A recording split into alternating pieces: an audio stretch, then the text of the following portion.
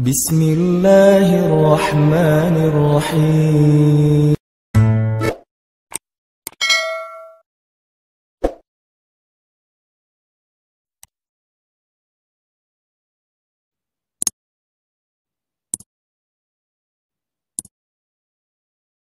Sedang sholat duha bersama anaknya yang SD. Telepon bunyi, "Kering, Dek, Ibu sedang apa?" "Sedang sholat duha, Bu." Aduh, bahagia. Allah Akbar. Karena tetangga jadi tahu. Selesai sholat, "Anak baik, anak pinter, Ibu sayang." Karena bahagia tetangga jadi tahu. Suatu saat sholat sholat asar, 5:30. Sedang sholat, telepon bunyi. "Kering, Ibu ada?" "Nak, ada." Tong, tegang. Lagi sholat nih. "Sedang apa?" "Sedang sholat asar, Tante." Selesai, kamu ngomong. Berarti dia lebih sibuk dengan diketahui orang daripada diketahui Allah. Tidak ada yang lebih pahit dari berharapnya hati kepada Allah. Allahumma ftah lana hikmataka ya Allah.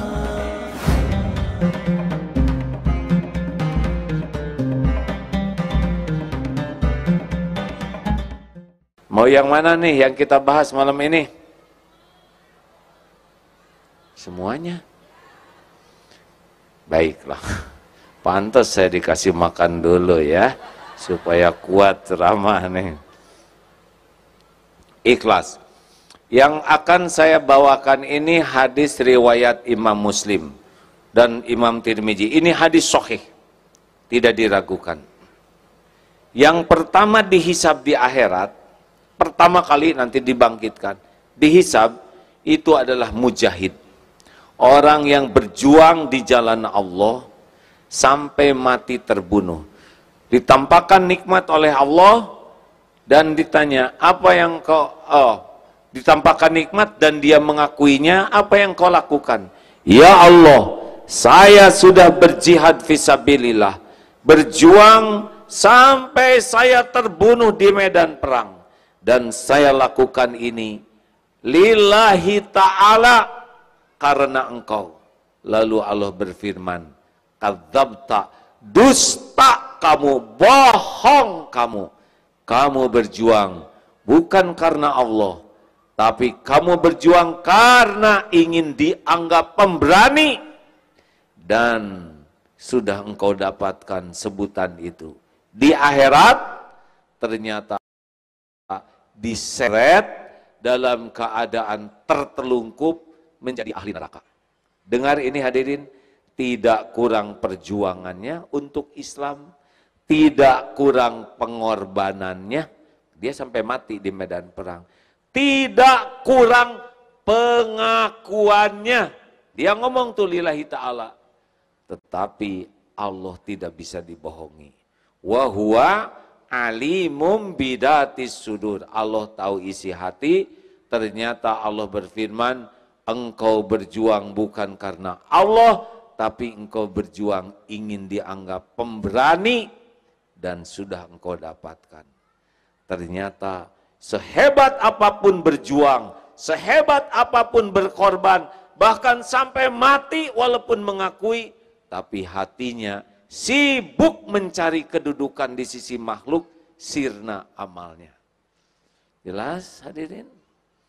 Bukan kurang perjuangannya, bukan kurang pengorbanannya, bukan kurang pengakuannya, yang kurang cuma satu saja. Apanya? Hatinya. Lebih senang dengan pujian manusia daripada ingin diterima amalnya oleh Allah. Pegang ini hadirin, ini mutlak. Kalau saya baca hadis ini serius sekali. Mengapa? Karena yang kedua dihisab adalah yang belajar agama dan mengajarkannya, seperti Ustadz Abdul Somad, Ustadz Adi Hidayat, Ustadz yang lain. Ya, pasti Agim. Saudara nggak kuat ya, saya pengen dihisab yang kedua. Belajar agama dan mengajarkannya belajar Quran dan membacanya, ditampakkan nikmat, dia mengakuinya. Apa yang kau lakukan? Saya sudah belajar agama dan saya dakwahkan, saya belajar Quran dan saya baca lillahi ta'ala, ya Allah. Ngakunya karena Allah, tapi Allah yang maha tahu isi hati yang tidak pernah bisa dibohongi siapapun berfirman, kadzabta, dusta kamu, engkau belajar agama dan berdakwah karena ingin disebut alim, orang berilmu. Engkau baca Quran karena ingin disebut qari'ah, dan sudah engkau dapatkan itu di dunia. Di akhirat diseret itu ke dalam neraka. Tidak kurang ilmunya, tidak kurang dakwahnya, tidak kurang bacaan Qur'annya, yang kurang satu saja. Apanya? Niatnya. Bukan mencari keridhaan Allah, tapi cari pujian manusia. Hilang itu semua pahala. Dan yang terakhir adalah orang yang dermawan, sedekah kemana-mana. Ketika ditanya, apa yang kau lakukan? Saya sedekah. Apapun yang kau cintai, saya sedekah. Kadzabta, dusta kamu. Engkau sedekah karena ingin disebut dermawan, dan sudah engkau dapatkan pujian itu. Dan ternyata diseret ke neraka.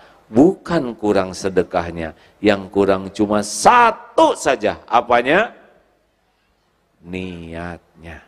Lebih sibuk ingin pujian manusia, lebih sibuk ingin kedudukan di sisi manusia. Kenapa Allah begitu marah? Karena dia menggunakan amal hak Allah, tapi untuk dipuji manusia. Bu, mana yang bahaya? Wanita ingin kelihatan cantik, atau wanita ingin kelihatan solehah? Mana yang lebih bahaya? Jawab.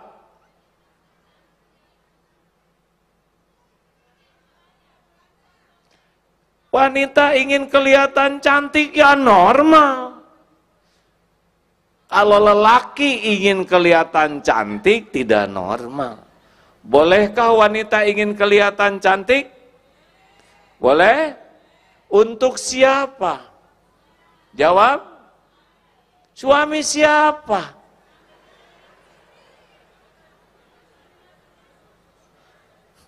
Si bapak langsung ketawa, ya. Karena bapak jadi saksi, ya.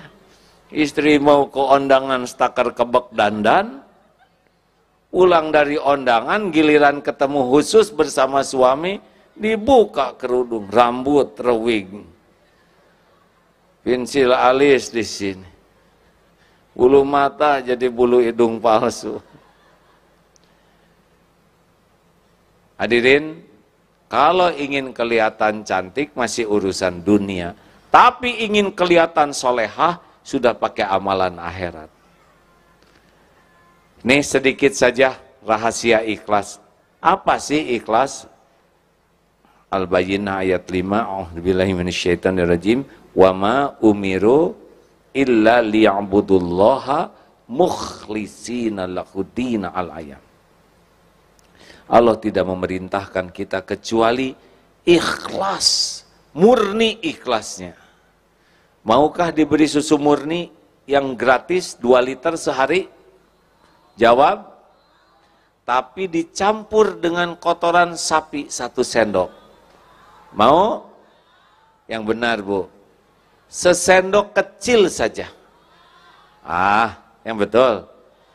Seujung sendok kecil. Dikoceklah, ibu nggak usah tahu, nggak mau.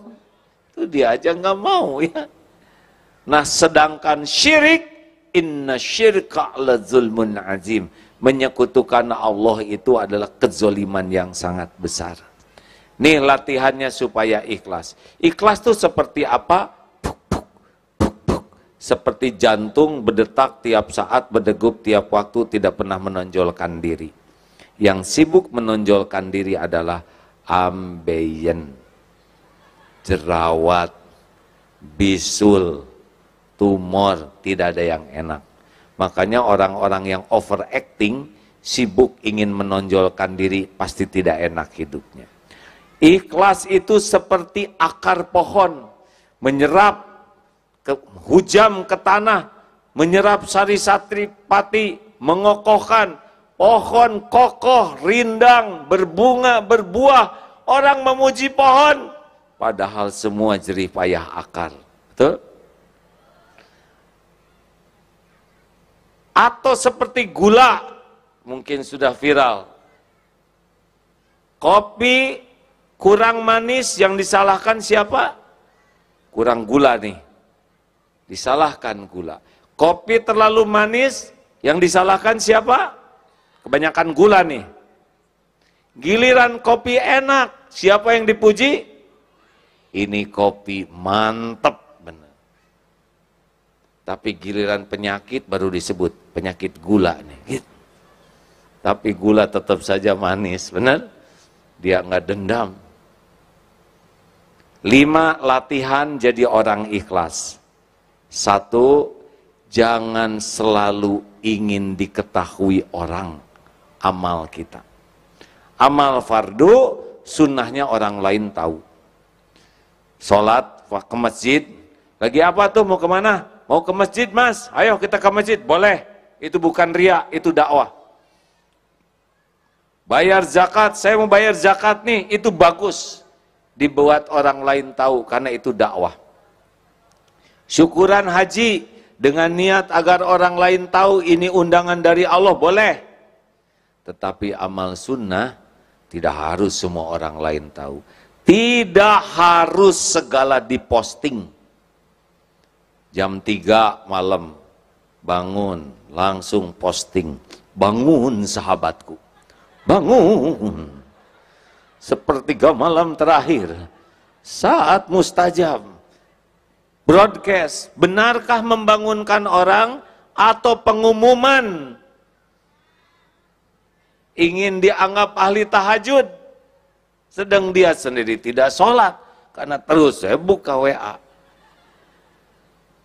Sahur, posting, thread, selamat saum Senin Kemis sahabatku yang baik. Ingatlah hanya Allah yang tahu. Thread. Baca Quran, Allahu Akbar, Allahu Akbar. Ya Allah, hanya dengan pertolonganmu, walaupun tanggal 16 sudah 20 juz, cetret. Kenapa diumumkan? Orang-orang yang sibuk dengan postingan, padahal amal-amal yang tidak harus orang lain tahu, ciri-ciri itu. Belajar merahasiakan amal sebagaimana merahasiakan aib. Punya aib tidak? Ditutup-tutupi. Harus ada amal yang kita tutup-tutupi. Kalau semua amal diketahui orang, berarti memang sibuk dengan penilaian orang.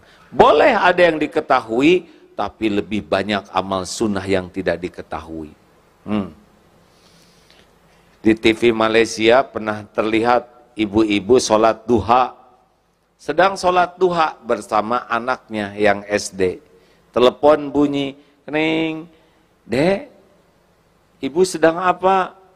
"Sedang sholat duha, Bu." Aduh, bahagia. Allah Akbar.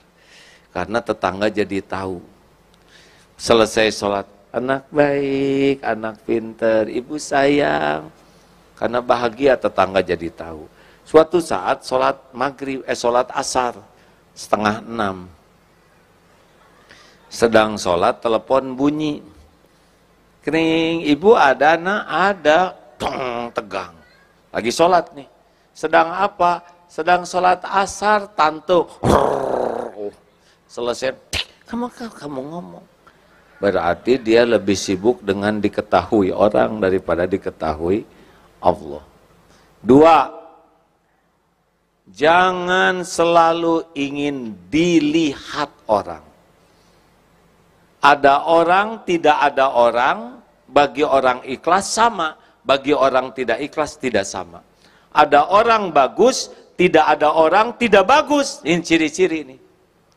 Kalau sholat sendiri, gesit, Allahu Akbar, Allahu Akbar, Allah kan subhanahu Allah berbik pilih rahman wa juni fa majuni madini Allah subhanahu atahiyatun barakatuh salawatu astagfirullahaladzim assalamualaikum tidak ada orang gesit tangkas giliran ada orang Allahu akbar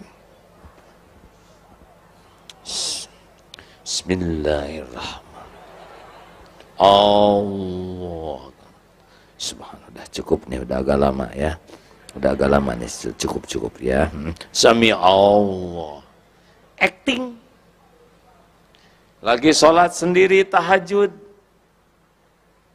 sedih tapi ada suami ya Rob tolonglah keluarga kami air mata dibiarkan mengalir padahal itu sisa menguap tapi diatur supaya ini acting gak diterima. Hati-hati, ada orang tidak ada orang sama atau tidak. Kalau ada orang baik tidak ada orang tidak baik, ciri-ciri itu tidak ikhlas. 3, ciri latihan yang ketiga adalah jangan ingin dipuji, jangan takut dicaci. Dengar ya, kalau dipuji semangat, tidak dipuji tidak semangat, dicaci patah semangat, pasti bukan karena Allah. Karena orang ikhlas, puji, caci, ember jatuh sama. Hanya getaran udara yang merambat ke telinga. Kalau dipuji semangat, tidak dipuji tidak semangat, dicaci patah semangat, pasti karena mulut orang dia berbuat. Bu, Pak, saya sudah nyobain takdir dipuji-puji, udah gitu ada takdir dicaci maki, udah.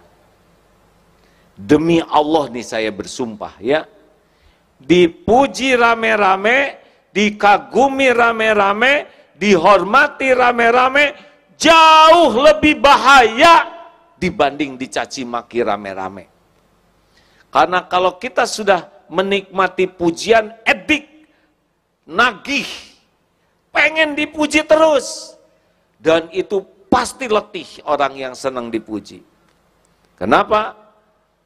Karena orang tidak mungkin semuanya menyukai kita.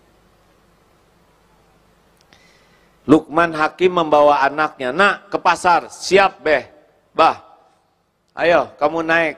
Anak naik, bapak nuntun. Sampai ke sebuah bukit, orang lihat, ini anak kurang ajar nih, ha? Masa dia naik, bapaknya nuntun, nggak tahu sopan santun nih anak. Salah. Anak turun, bapak naik. Sampai bukit kedua, ketemu lagi sekelompok orang, ini si bapak tega.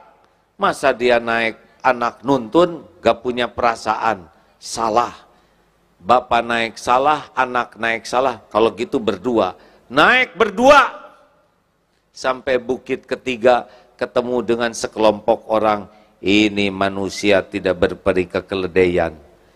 Keledai satu dinaikin duaan, zolim. Salah lagi. Akhirnya turun dua-duanya, dituntun sampai pasar. Kata orang pasar, ini orang blow on. Punya keledai nggak dinaikin, begitulah. Kata bapaknya, nak sini, itulah manusia. Kalau hidupmu hanya ingin dinilai dan dipuji manusia, persiapkan dirimu letih sepanjang waktu, sengsara sepanjang hayat. Karena manusia pasti beda-beda. Selamat menderita bagi siapapun yang sibuk pengen dipuji oleh manusia. Ali bin Abi Thalib mengatakan, semua kepahitan sudah kurasakan. Dzuktur mararati kullaha falam ajid amarra minal hajati ilan nas. Kepahitan seluruhnya sudah kurasakan dan tidak ada yang lebih pahit dalam hidup ini selain berharapnya hati kepada manusia. Makanya hati-hati, makin ingin dipuji, dihargai, dikagumi, makin sering sakit hati. Jelas? Bu, jelas? Kalau mau dandan di rumah dandan saja, tidak harus selalu nanya, Mas, gimana penampilan saya? Suami kan bingung, mau ngomong apa? Ngomong cakep, enggak begitu. Ngomong jelek, enggak tega. Ya wes, Bu, kamu ini kayak kesemek, begitulah. Itu solusinya. Perlukah kita ingin kelihatan rapi? Boleh. Kita rapi untuk menghormati, bukan untuk dipuji. Makin ingin dipuji, makin sengsara. Ingin kelihatan langsing, tahan napas. Jadi kekurangan oksigen. Bu, jangan takut jadi tua. Ya Bu? Kenapa? Karena sudah jadi. Ibu tidak bisa remaja terus. Mustahil. Walaupun ibu pakai pakaian SMA, kalau dulu lucu, kalau sekarang lebih lucu. Jangan memaksakan diri, akan ada batasan, nggak bisa direkayasa lagi. Mungkin waktu muda rada centil, ya. Ada yang suka pakai bulu mata palsu, ini saya tidak mau ikut campur ya. Tapi saya suka membayangkan bulu mata palsu itu kan beban bagi mata, betul? Ya kan?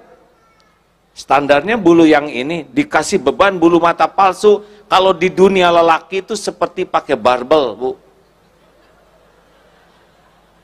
Tiap kedip begini, siap-siaplah, satu ini berotot, atau kalau sudah tua, kelelahan otot.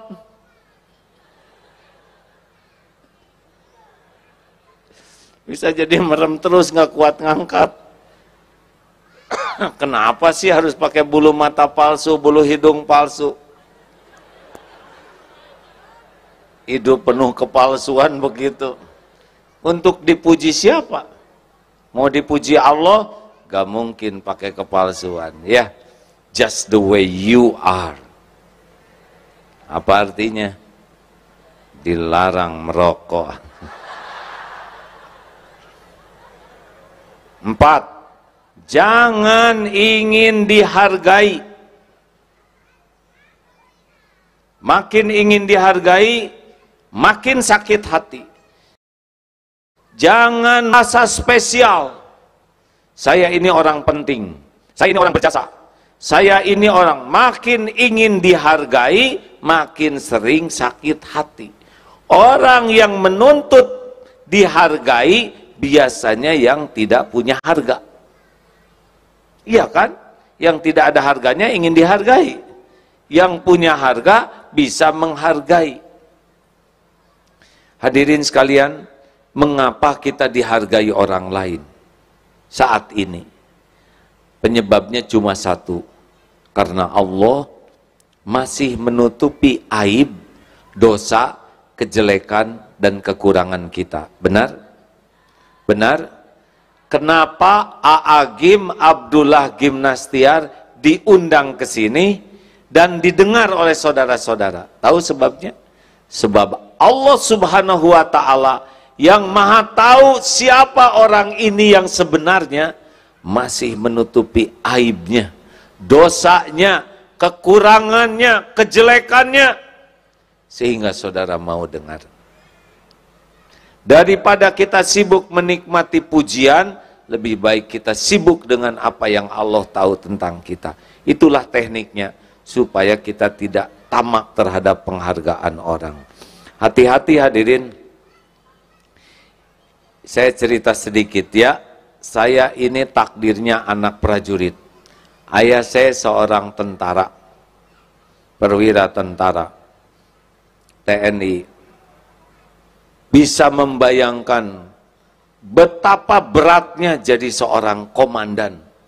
Karena komandan di tentara ataupun di polisi pasti dihormat, sebab bawahannya dilatih dan digaji untuk menghormat. Mau enek mau sebel juga, shh, begini. Apalagi sedang upacara hormat, apalagi defile hormat senjata, waduh, sini, sini, sini, sini, sini. Kalau tidak hati-hati, penghormatan itu makan.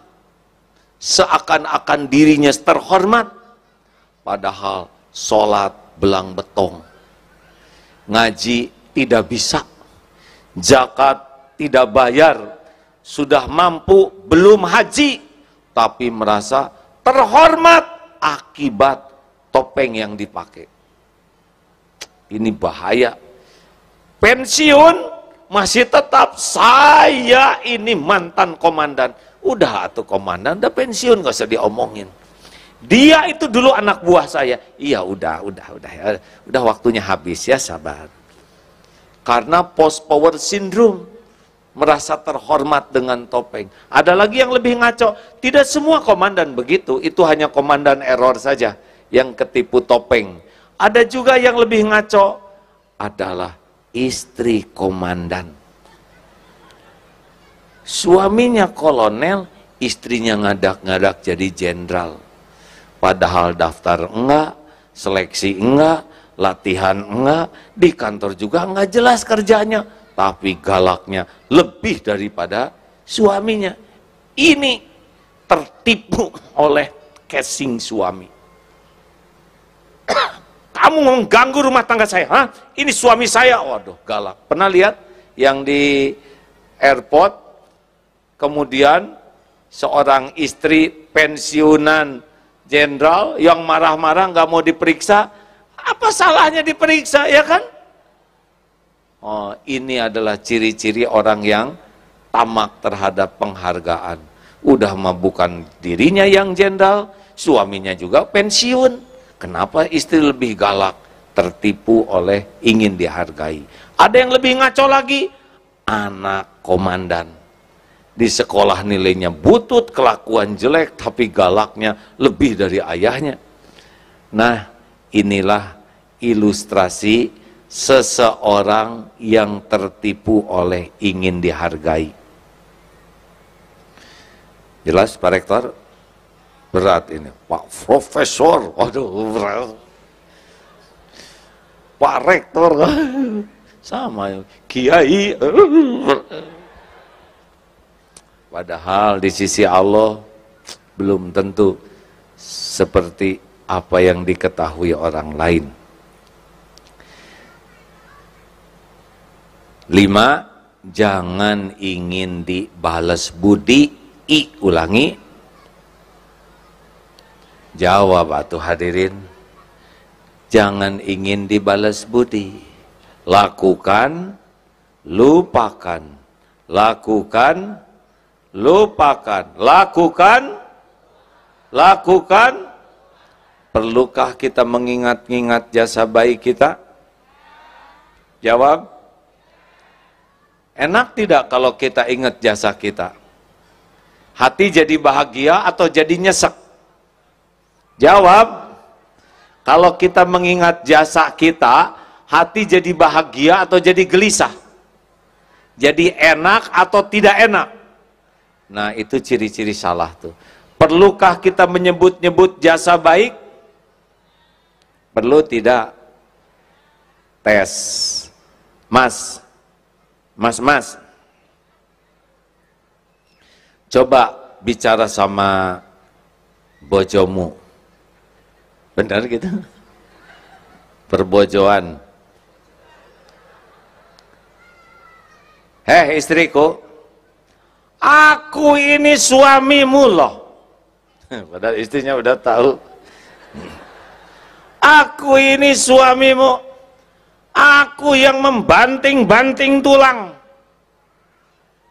Memeras-meras keringat. Ini rumah aku yang siapkan untuk kalian, hah? Kalian pakai dempul, lipstik, apa itu aku yang beliin. Kalian makan segala dikunyah, jalan kuliah, Aku yang siapkan. Jalan-jalan pakai mobil tak beliin, bensin aku yang siapkan. Saya nih suamimu yang berjuang untuk kalian. Dengar ya, kalau ada suami berbicara begitu, bagaimana perasaan ibu? Bahagia atau enek, Bu? Yang jelas, Bu. Bahagia atau enek? Jadi makin sayang, kagum, atau jadi sebel? Tuh, dengerin, Pak. Jelas? Nah, kami juga sama, Bu. Apalagi saya, Pak. Saya. Jangan nyebut-nyebut. Ke anak paling nggak boleh, Bu. Ini ibumu, Nak. Ini ibumu, Nak. Kata anak-anak. Ya iya, bukan saya juga udah tahu dari dulu. Kenapa ibu jadi lupa diri? Ini ibumu, ibu yang hamil, ibu yang melahirkan kalian, ibu yang menyusui. Mungkin kata anak, siapa suruh ya deh ya? Nah kita mah nggak pesen lahir dari ibu yang ini. Nggak boleh hadirin. Saya pimpinan kalian. Udah tahu. Dengan kepemimpinan saya itu siapa? Hah? Bingung akhirnya. Udahlah. Kalau mau bahagia, lakukan, lupakan. Jadilah seperti matahari, hanya memberi, tak harap kembali bagai sang surya menyinari bumi. Tenang hadirin. Mau bahagia hadirin? Sudahlah, jadilah orang ikhlas. Gimana supaya ikhlas? Nih, jawab. Ada orang, tidak ada orang, Allah ada tidak? Yakin? Orang lihat, orang tidak lihat, Allah lihat tidak? Orang tahu, orang tidak tahu, Allah tahu tidak? Apakah setiap perbuatan disaksikan oleh Allah? Apakah setiap amal disaksikan oleh Allah? Yakin? Yakin? Apakah setiap amal ada balasannya? Ada balasannya? Ada balasannya? Mungkinkah ada yang kelupaan Allah membalas? Mungkinkah ada yang terlewat? Mungkinkah ada yang tertukar? Mungkinkah ada yang meleset? Mungkinkah ada yang bisa menghalang-halangi balasan dari Allah? Faman ya'mal mithqala dzarratin khairan yarah wa man ya'mal mithqala dzarratin syarran yarah. Sekecil apapun perbuatan kita, baik buruk, pasti kita akan lihat balasannya. Nah, inilah sebetulnya rahasianya hadirin. Kenapa orang bisa ikhlas? Karena yakin waqafa billahi syahida. Cukuplah Allah yang jadi saksi.